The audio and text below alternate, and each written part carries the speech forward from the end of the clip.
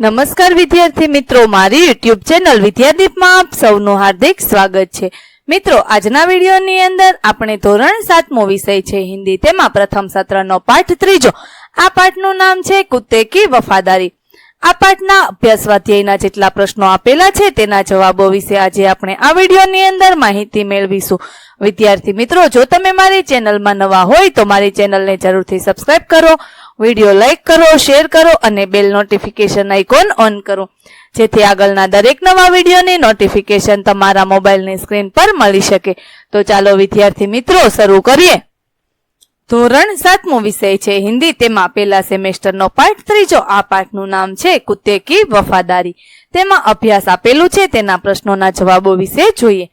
તેમાં પહેલો પ્રશ્ન છે, નીચे दिए गए शब्दों का प्रयोग कहानी के जिस वाक्य में हुआ हो वह वाक्य पढ़िए। समाधि, तो बंजारे ने उस वफादार कुत्ते का समाधि मंदिर बनवाया। बीजो शब्द है बंजारा, पुराने जमाने में व्यापार का सामान लाने जाने का काम बंजारे करते थे। त्रीजो शब्द है वफादार, तो आ वफादार शब्द है ते क्या वाक्य में वपरायो होतो, तो આપણે જોઈએ वाक्य कुत्ता बड़ा वफादार था। चौथो शब्द सौ, वाक्य वह कुत्ते के सौ को अपनी गोदी में लेकर छूट कर रोने लगा। पांचमो शब्द लुटेरा, अगर चोर लुटेरे पड़ाव की तरह आते दिखाई देते थे तो कुत्ता भौंक भौंक कर उन्हें दूर भगा देता था। छठो शब्द जमानत, तो तुम मुझे इसी ही जमानत के रूप में दे दो। सातवां शब्द सूद, वाक्य मैं आपकी पूरी रकम सूद समेत 1 साल में ही चुका दूंगा। आठवां शब्द है गोद, वह कुत्ते के शव को अपनी गोद में लेकर फुट फुट कर रोने लगा। ત્યાર પછી બીજો પ્રશ્ન છે, નિમ્નલિખિત પ્રશ્નों के उत्तर दीजिए। તેમાં પહેલો પ્રશ્ન છે, समाधि क्यों बनाई जाती है, तो जवाबમાં આવશે किसी विशिष्ट व्यक्ति या प्राणी की याद कायम रखने और उसके प्रति अपना प्रेम तथा सम्मान प्रकट करने के लिए उसकी समाधि बनाई जाती है। बीजो प्रश्न, आप इस कहानी को और कौन कौन से उचित शीर्षक देना चाहेंगे? जवाब, मैं इस कहानी को निम्नलिखित शीर्षक देना चाहूंगा, जल्दबाजी का नतीजा, अब पछताए होत क्या जब चिड़िया चुग गई खेत, एक कुत्ते का समाधि मंदिर, लाखा बंजारा और उसका कुत्ता। ત્યાર પછી ત્રીજો પ્રશ્ન છે, कुत्ते को वफादार प्राणी क्यों कहा गया है? कुत्ता अपने मालिक के घर का भरोसेमंद चौकीदार है। कुत्ते के कारण चोर मालिक के घर में घुसने की हिम्मत नहीं करते। यदि चोर मालिक का सामान चुरा ले जा रहे हो तो कुत्ता उनका पीछा करता है। अगर चोरों ने ही कहीं सामान छिपाया हो तो कुत्ता मालिक को उस जगह तक ले जाता है और छिपाया हुआ सामान वापस दिला देता है। मालिक के लिए कुत्ता अपना जीवन तक कुर्बान कर देता है। मालिक के लिए कुत्ता अपना जीवन तक कुर्बान कर देता है। अपने इन्हीं गुणों के कारण कुत्ते को वफादार प्राणी कहा गया। चौथो प्रश्न, बंजारे ने कुत्ते को आते देख कुछ सोचा होता तो क्या होता? जवाब, बंजारे ने कुत्ते को आते देख कुछ सोचा होता तो वह कुत्ते पर लाठी से प्रहार न करता।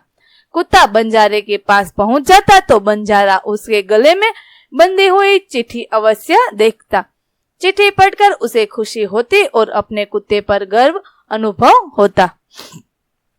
पांचमो प्रश्न है, सेठ ने कुत्ते को क्यों मुक्त कर दिया? जवाब, सेठ के यहाँ चोरों ने डाका डाला था। कुत्ते ने चोरों का पीछा किया। चोरों ने दूर जंगल में जाकर सारा माल जमीन में गाड़ दिया। फिर वे भाग गए। कुत्ता सेठ जी को जंगल में ले गया और भौंक भौंक कर वह जगह बताने लगा जहां चोरों ने माल गाड़ा था। थोड़ा खोदने पर ही चुराया गया सारा सामान मिल गया। सेठ जी की खुशी का पार न रहा। कुत्ते की वफादारी पर मुग्ध होकर सेठ जी ने उसे मुक्त कर दिया। ત્યાર પછી ત્રીજો પ્રશ્ન છે, નિમ્નલિખિત શબ્દો को શબ્દકોશ के क्रम में लिखिए। અહીં જે શબ્દો આપેલા છે તેને આપણે શબ્દકોશ પ્રમાણે ગોઠવીએ તો આ પ્રમાણમાં શબ્દો આવશે। आश्चर्य, इसीलिए लुटेरा, वफादार, वापस अने सुंदर। त्यार पछी चौथो प्रश्न, यदि आप होते तो क्या करते, बताइए। पहलो प्रश्न छे, कुत्ते को जमानत पर रखकर सेठ ने पैसे दिए, सेठ की जगह आप होते तो। सेठ की जगह मैं होता तो मैं भी वह करता जो सेठ ने किया, क्योंकि रुपये उधार देने की यही रीति है। त्यार पछी बीजो प्रश्न, लाखा ने कुत्ते को बेवफा समझकर लाठी का प्रहार किया, लाखा की जगह आप होते तो तेना जवाब में आवशे लाखा की जगह यदि मैं होता तो लाखा की तरह जल्दबाजी में कुत्ते पर प्रहार न करता, मैं कुत्ते को अपने पास आने देता, मैं उसके गले में बंधी सेठ की चिट्ठी देखता, उसे पढ़कर मैं अपने कुत्ते को गले लगा लेता। त्यार पछी प्रश्न नंबर 5 छे, पढ़िए, हंसिए और सही शब्द लिखिए। राजा तो रानी, अभिनेता तो अभिनेत्री, शेरनी शेर, ऊंट ऊंटनी, बंजारा बंजारीन, ग्वाला ग्वालिन, रानी राजा, सुनार सुनारीन, लुटेरा लुटेरीन, सेठ सेठानी। त्यार पछी स्वाध्याय आपेलू छे, तेमां पहेलो प्रश्न छे, ढांचे पर से कहानी लिखिए। विद्यार्थी मित्रों, अहीं जे मुद्दाओ आपेला छे ते मुद्दाओ परथी आपणे वार्ता बनाववानी छे, तो चालो जोईए। वार्तानुं नाम आप्युं छे सेठ की चतुराई। सुंदरनगर में माणिकचंद नाम का एक सेठ रहता था। उसके घर में कई नौकर चाकर थे। एक दिन सेठानी अपना कीमती हार मेज पर ही रखकर किसी काम से चली गई। एक नौकर ने मौका देखा और हार चुरा लिया। सेठानी लौटकर आई तो मेज पर हार न देखकर सन्न रह गई। उसने सेठ से हार की चोरी की बात की। सेठ ने सभी नौकरों को बुलाकर पूछा, परंतु किसी ने हार की चोरी कबूल नहीं की।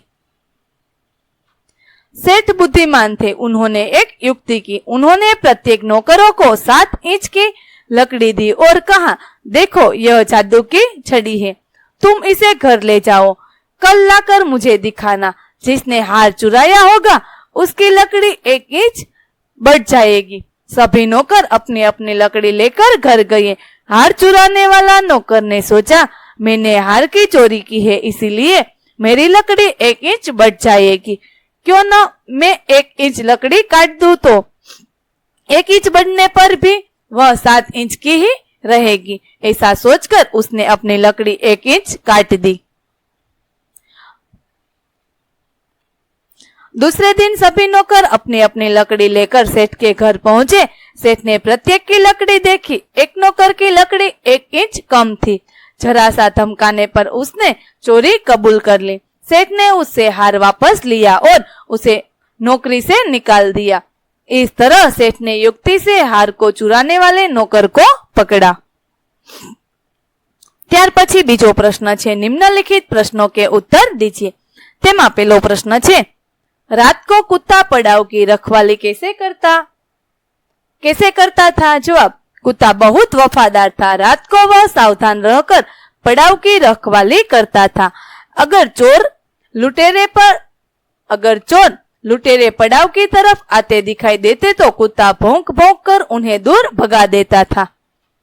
त्यार पछी बीजो प्रश्न छे, सेठ ने बंजारे के साथ कौन सी शर्त रखी? जवाब, बंजारा सेठ के पास उधार रुपये लेने के लिए आया था, परंतु रुपये के बदले में गिरवी रखने के लिए उसके पास कुछ भी नहीं था। तब सेठ ने बंजारे से कहा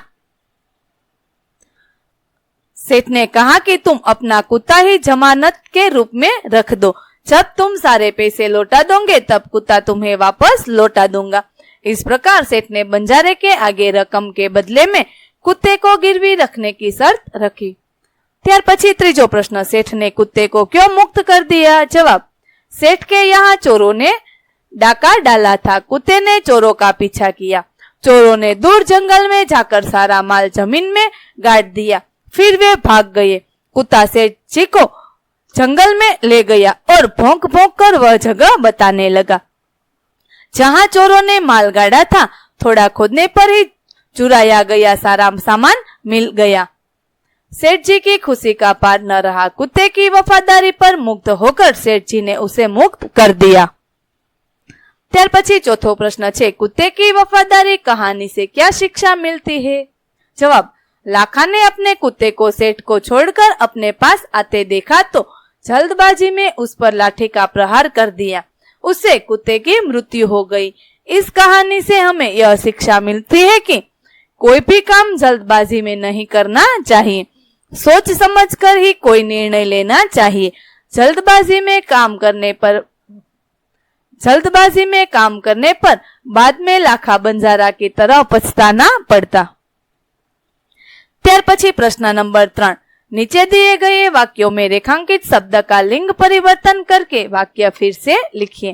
उदाहरण में वाक्य आप्યું છે, घोड़ा दौड़ रहा है, तो वाक्य सुधारीने लख्યું છે, लिंग परिवर्तन કરીને લખ્યું છે તો घोड़ी दौड़ रही है।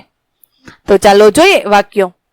પહેલું વાક્ય છે, सेठ ने कहा रुपये में तो मैं दे दूंगा, रुपये तो मैं दे दूंगा। तो અહીં લિંગ પરિવર્તન કરી અને વાક્ય લખ્યું છે તો વાક્ય બનશે, सेठानी ने कहा रुपये तो मैं दे दूंगी। તો અહીં આપણે જે સુધારેલા વાક્યો છે તે જોઈએ। બીજું વાક્ય, बंजारिन को बहुत दुख हुआ। ત્રીજું વાક્ય, ऊंट तो उठने, उठने की पीठ पर सामान लदा है।